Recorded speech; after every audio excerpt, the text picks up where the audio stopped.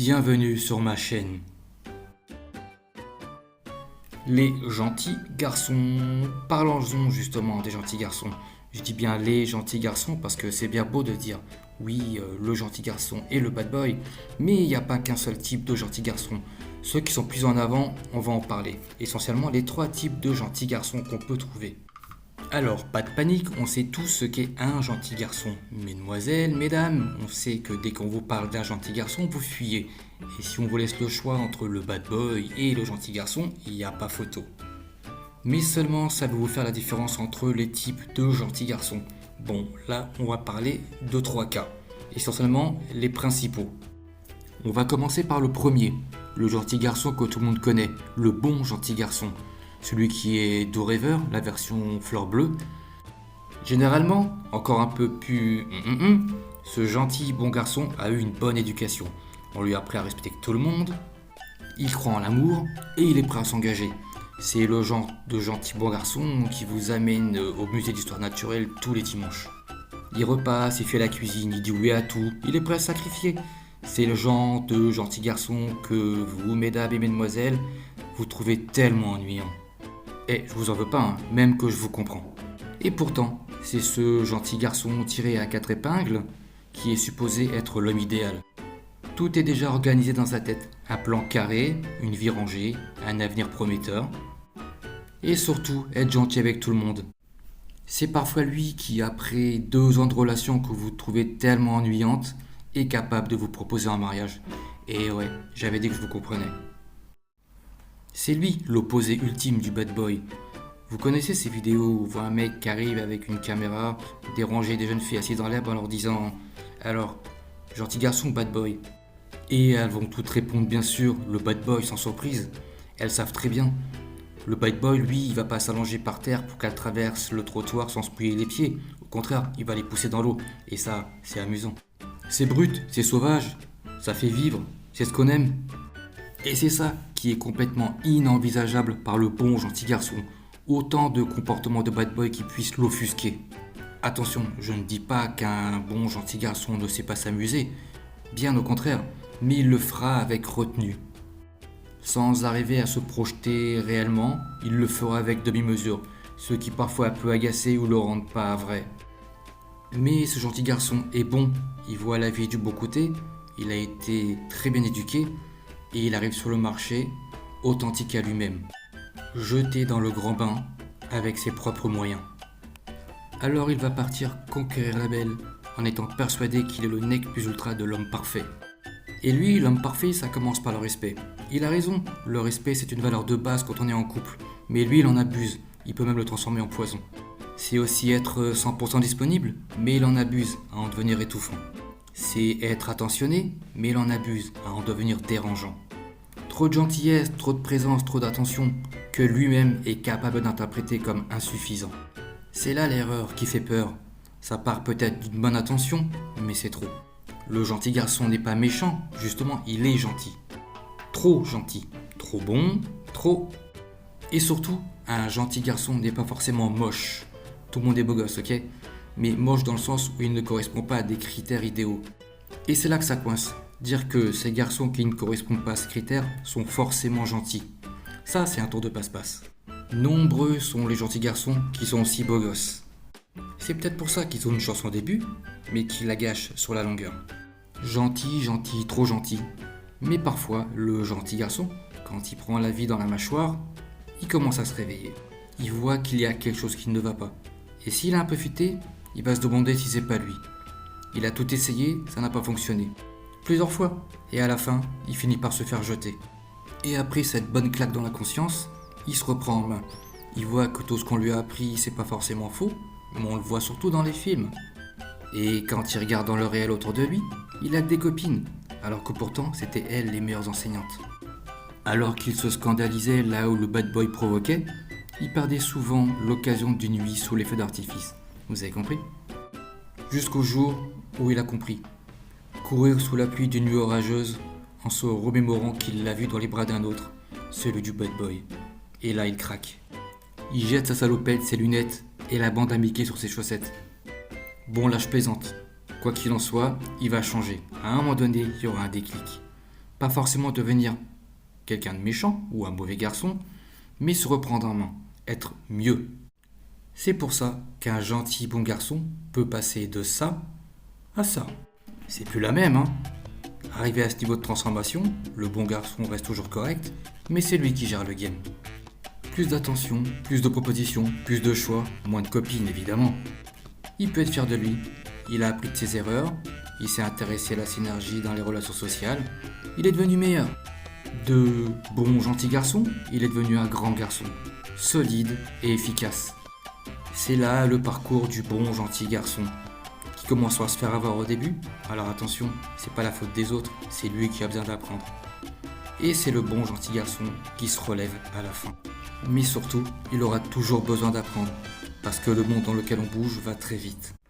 Maintenant, on va parler du deuxième type de gentil garçon, le semi. Oh là là, celle-là elle est pour vous mesdemoiselles. Lui aussi traité comme gentil garçon, se différencie pourtant du premier. Vous savez, ce mec assez gênant, très envahissant, parce qu'il se dit qu'à un moment donné, c'est pour lui. Il vous fait des cadeaux, il vous assène de textos, dès que vous éternuez, il a un paquet de mouchoirs. Vous vous rappelez même plus comment vous l'avez connu, il était là. Et pourtant, le soumis, ce type de bon garçon, sans être péjoratif, est quelqu'un d'hyper émotionnel. Il confond l'amour et l'amitié, et il se pourrit la vie, et il s'autodétruit.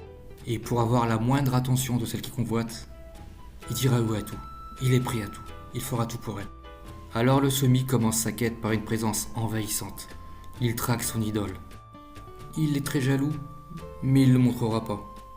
Car il sait très bien que lorsqu'il affichera une émotion négative, il risque de perdre du terrain. Il veut tout faire pour lui plaire. Il demandera les choses avec tellement de précaution que c'est limite s'il ne se met pas à genoux. Il connaît tout de vous et ratera pas l'occasion de vous en faire un cadeau. Date d'anniversaire, fête, c'est même lui qui va vous conseiller de manger vegan. Il est toujours là pour tout. Cette gentillesse qui dissimule une supplication que vous lui accordiez votre attention et par-dessus tout, votre amour. Mais des fois ça fonctionne, parce que là il y a deux solutions. Soit il se transforme en la meilleure copine, il est même au courant de vos relations et attend qu'elles s'achèvent pour pouvoir recommencer ses tactiques de séduction. Alors il est là, il fait le gai attentionné. Tout ce que les autres ne vous apportent pas, il est prêt à vous le donner en double. Et là, soit il reste là, à vous regarder, à faire des allers-retours dans vos relations, prêt à dégainer à la moindre de vos faiblesses. Il sera même prêt à se jeter dans la bouche des zombies pour vous sauver la vie et vous prouver l'amour qu'il a pour vous. Ou, deuxième solution, vous lui avez accordé cette faveur, cette divine faveur. Mais ça ne l'a pas changé pour autant. Il est toujours aussi soumis. Et là, ça vous énerve. Vous vous êtes rendu compte que probablement, dans un excès de faiblesse, vous lui avez dit oui, et vous vous êtes dit que s'il se sentait si investi qu'il allait peut-être s'améliorer par la suite, ou que vous allez peut-être le changer, mais en fait, pas encore. Lorsque vous claquez du doigt en pointant le sol, il est capable de ramasser ce que vous avez jeté par terre. C'est lui qui vous accueille le soir avec des cadeaux lorsque vous rentrez du travail, pour une raison ou pour une autre alors qu'il n'avait même pas eu tort. Et pour lui c'est bien, c'est quelque chose de normal. Vous, ce qui vous énerve, il ne le verra pas. Et ce qui vous énerve, c'est de le voir là, il dit oui à tout, il prend qu'une décision, c'est vous qui choisissez, c'est vous qui décidez. Là où le bon garçon pouvait au moins vous consulter avant de choisir, le soumis se tait et vous laisse faire. Un resto? Ok, comme tu veux, c'est toi qui choisis. Ciné ou soirée chill? Je sais pas, c'est toi qui choisis. On fait quoi ce week-end? Je sais pas, comme tu veux. C'est vrai qu'à la base, ça peut être chacun son tour. Tout le monde a le droit de s'imposer sur ce qu'il a envie de faire. Mais quand pour vous, ça devient une charge mentale, vous avez l'impression de gérer un enfant, c'est plus la même. Et là, dans un élan d'effort, vous allez lui demander de s'imposer un petit peu, de parfois vous dire non. Il va dire oui avec la tête. Mais plus vous le voyez faire, plus ça vous rend mauvaise. Le respect quitte la relation.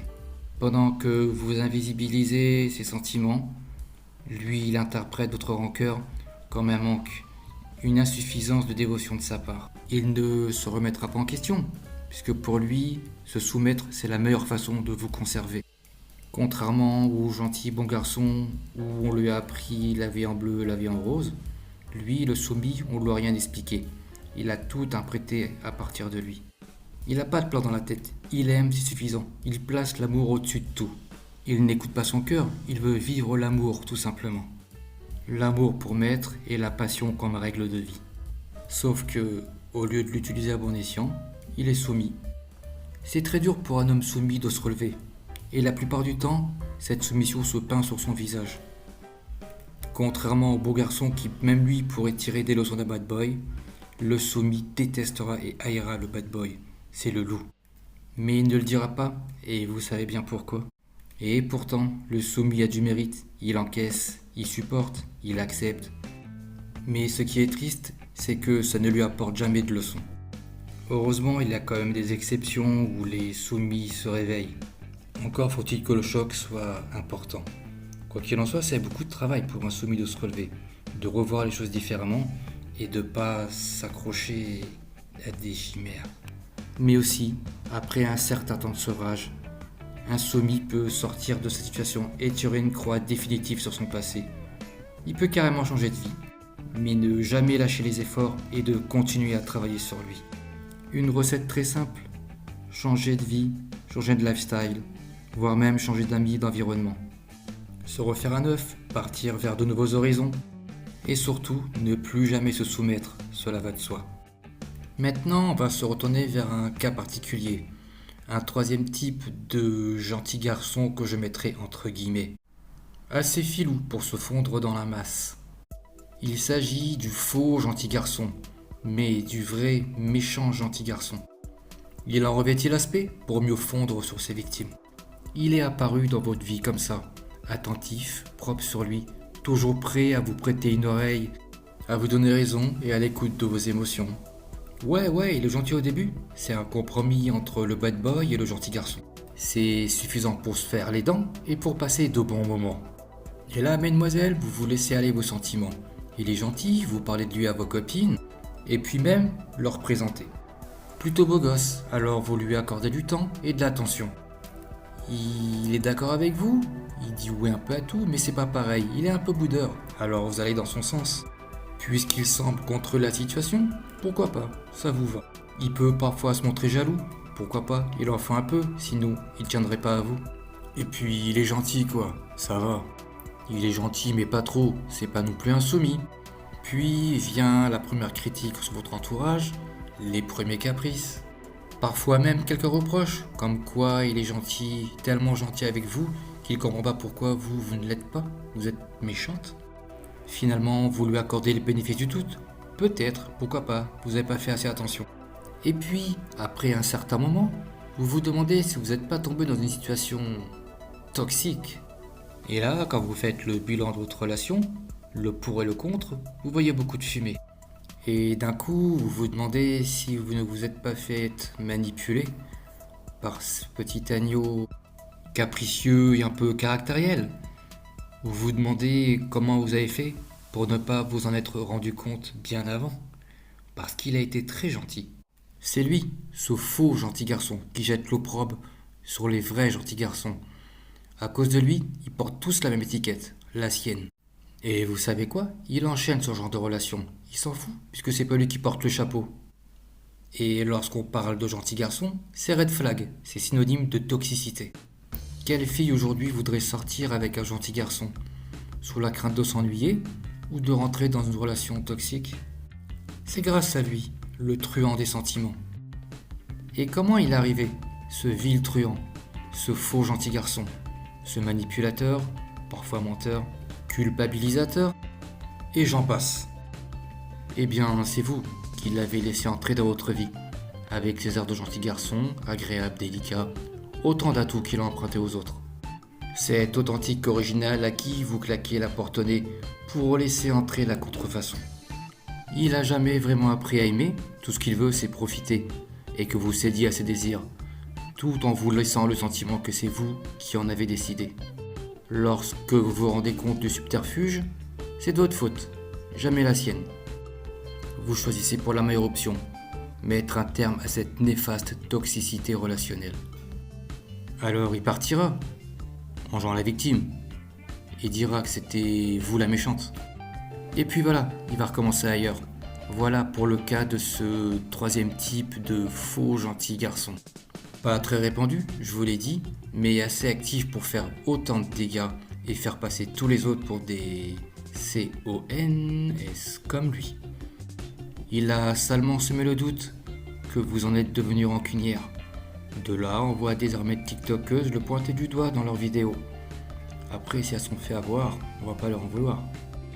Et c'est triste pour vous, les vrais gentils garçons. Vous qui vous montrez authentique, franc, dévoué, honnête. Vous qui cherchez l'âme sœur pour trouver un peu de bonheur. Il prend votre place, il vous efface. Pour elle, vous êtes tous les mêmes. Remerciez-le parce qu'il a fait ça tout seul. Alors un bon conseil, arrêtez d'être des gentils garçons.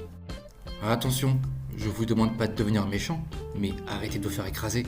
Sérieux.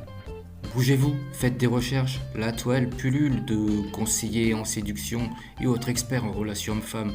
Trouvez les bons, pour commencer. Vous n'êtes pas mauvais, alors commencez pas à le devenir à cause des autres. Et si elle vous boude encore parce que vous étiez un gentil garçon, prouvez-lui que vous avez grandi. Vous êtes devenu un grand garçon. Ni un gentil garçon, ni un bad boy. Vous êtes bien plus élevé que ça. Pour passer de ça à ça, il n'y a que vous qui pouvez le faire. Et voilà, sur ce, je vous souhaite beaucoup de bonheur. N'hésitez pas à venir témoigner dans mes commentaires si vous êtes passé de gentil garçon à grand garçon ou si vous êtes encore un gentil garçon et que vous recherchez une solution. C'est pas moi qui vais vous la donner, il n'y a qu'à chercher. Je vous remercie à tous, bonne soirée.